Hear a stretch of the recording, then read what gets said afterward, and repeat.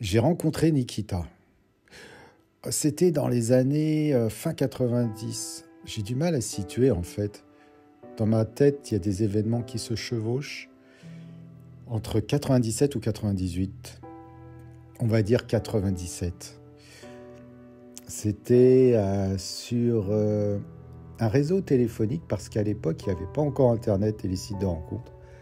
Et j'avais vu une publicité dans le métro pour faire justement, avec un numéro de téléphone surtaxé bien sûr, pour faire des rencontres entre célibataires. On laissait une petite annonce sur une boîte vocale et il y avait les hommes et les femmes écoutaient les annonces d'hommes et si le message ou la voix de la personne lui paraissait intéressante, elle laissait dans cette boîte vocale une réponse. Et puis de là, on commençait des échanges, mais sur des messages vocaux uniquement. Et par ce biais-là, j'ai rencontré une fille qui devait à l'époque avoir 24 ans, je devais à peu près avoir le même âge. Son prénom était Nadine. Alors c'est vrai que Nadine, ça fait vieillot, ça fait un peu ringard, même à l'époque. Mais est-ce que c'était son vrai prénom ?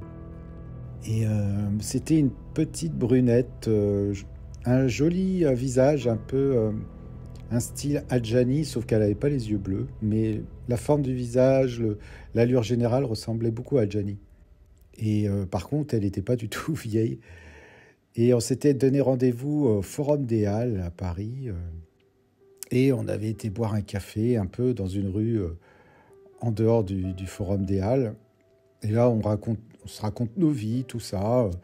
Moi, je lui présente un peu, parce que à l'époque, je démarchais, j'avais pas de travail pour être infographiste, alors j'avais mon book avec moi, des travaux personnels que j'avais réalisés sur ordinateur. Et le but était d'aller sur Paris pour démarcher. Puis finalement, j'ai passé la journée avec elle à discuter dans ce café. On s'est séparés. Je savais pas quelle impression je lui avais fait, si elle allait me recontacter. Bien sûr, on s'était échangé nos numéros de téléphone. Et puis, et à l'époque, je crois que je venais d'avoir mon tout premier téléphone portable. Après, elle m'a renvoyé un message, donc un SMS, et là, on a commencé des échanges par téléphone assez longs. Et je pense que j'ai dû lui plaire, donc elle m'avait redonné un rendez-vous. Mais elle m'avait proposé de venir me chercher en voiture et qu'on aille sur Paris, faire une virée. C'était alors je me suis dit, ouais, pourquoi pas.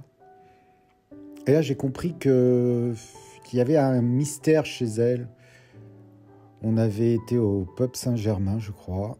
Et il y avait des secteurs où, parce qu'au départ, je voulais aller dans un endroit où elle me disait, non, on ne peut pas y aller. Je lui dis, pourquoi ? En plein Paris. Elle me dit, parce que je suis connu dans le secteur et s'il y a des gérants de cafés, de boîtes me reconnaissent, je risque d'avoir des gros problèmes. Et c'était très mystérieux parce que quand j'essayais de creuser, elle fermait le sujet. Et en fait, il y avait plein de choses étranges. Je me demandais ce qu'elle trafiquait parce que dans son coffre de voiture, il y avait des chemises Yves Saint Laurent neuves, sous blister, des paires de lunettes Ray-Ban pareilles, et dans des cartons entiers. Je lui disais, mais qu'est-ce que tu fais avec tout ça ? Et ça la faisait rigoler. Et elle détournait, elle ne me répondait pas vraiment ou de façon évasive. Et je lui disais, mais tu fais quoi dans la vie en fait ? Elle était censée être vendeuse, je crois, en parfumerie. Ah non, ce qu'elle m'avait dit, c'est ça y est, je m'en souviens. Commercial. Ah oui, c'est sûr. Et très vite, j'ai compris, elle m'a fait comprendre qu'en gros, elle était un peu recherchée. Alors, était-ce du mytho ou est-ce que c'était vrai ? Parce que elle avait trempé, son père était escroc international. Et qu'elle avait un de ses ex estorqué de l'argent en espèces, des grosses sommes. À l'époque, il n'y avait pas encore l'euro. C'était des francs, mais c'était l'équivalent de peut-être 50 000 euros en liquide. Et donc là, je rentre dans un monde incroyable, moi qui avais une vie de banale et fade et monotone. Bon, et je sors avec cette fille-là, officiellement. Un soir, elle m'invite à dormir chez elle. Et j'ai appris après par la suite que c'était chez sa mère, un appartement au Rincy. Alors c'est pour ça que j'ai appelé Nikita, parce que pour sa protection, elle m'a montré, elle dissimulait dans un vase un pistolet 9 mm Beretta, euh, parce qu'elle était en danger de mort, elle était recherchée. Et puis on a fait passer une soirée, on s'est regardé. Moi, j'étais l'un des rares à l'époque à avoir des laserdiscs. C'était avant le DVD, on avait des films sur des grands disques comme des CD, comme le DVD en fait, mais sur des disques qui ressemblaient à des 33 tours, des disques vinyles, sur des platines très grandes.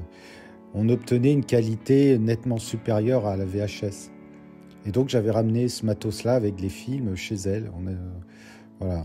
Et je lui avais dit, malheureusement, j'aurais pas dû, mais je lui ai dit, écoute, comme c'était encombrant, je lui ai dit, je te le laisse, je viendrai le rechercher plus tard. Seulement, il n'y a jamais eu de plus tard parce que elle a disparu du jour au lendemain. Et en emportant, bien sûr, évidemment, mon lecteur LD plus les films que j'avais laissés chez elle. Puis c'était très, très étrange parce que, littéralement, elle me harcelait. Il fallait qu'on se voit tous les jours, pratiquement. Je l'avais tout le temps au téléphone. J'ai l'impression qu'elle pouvait plus se passer de moi. Je ne comprenais pas trop parce que j'étais pas de son monde, mais j'étais même à l'opposé. Alors, est-ce que c'est pas ce qu'elle recherchait finalement, quelqu'un qui soit à l'opposé de son milieu, peut-être? Et elle est arrivée dans ma vie comme elle en est partie, c'est-à-dire en un claquement de doigts. Et jamais, plus jamais, je n'ai eu de nouvelles de cette fille-là. Une fois, j'ai essayé de retéléphoner sur sa ligne fixe, là où elle était dans l'appartement du Rincy. Je suis tombé sur son cousin, apparemment. Et lui, il a été très menaçant. Il m'a fait comprendre qu'elle posait d'énormes problèmes à toute sa famille et qu'il ne fallait pas chercher à la revoir. Et que voilà. Donc, j'ai pas insisté parce que je me suis dit, bon, ça a l'air quand même être du sérieux, toute cette histoire qu'elle m'a racontée. Et finalement, je m'en tire à bon compte. Bon, elle m'a pris le lecteur de LD, mais peut-être que c'est en compensation d'une vie un peu romanesque que j'ai vécue pendant quelques semaines avec elle. Et je le regrette pas finalement, parce que c'est sûr que l'histoire n'aurait pas pu durer. On n'était pas du même monde et c'était voilà. Et je voulais pas rester trop longtemps dans quelque chose qui pouvait peut-être être vraiment dangereux, mais c'était intense.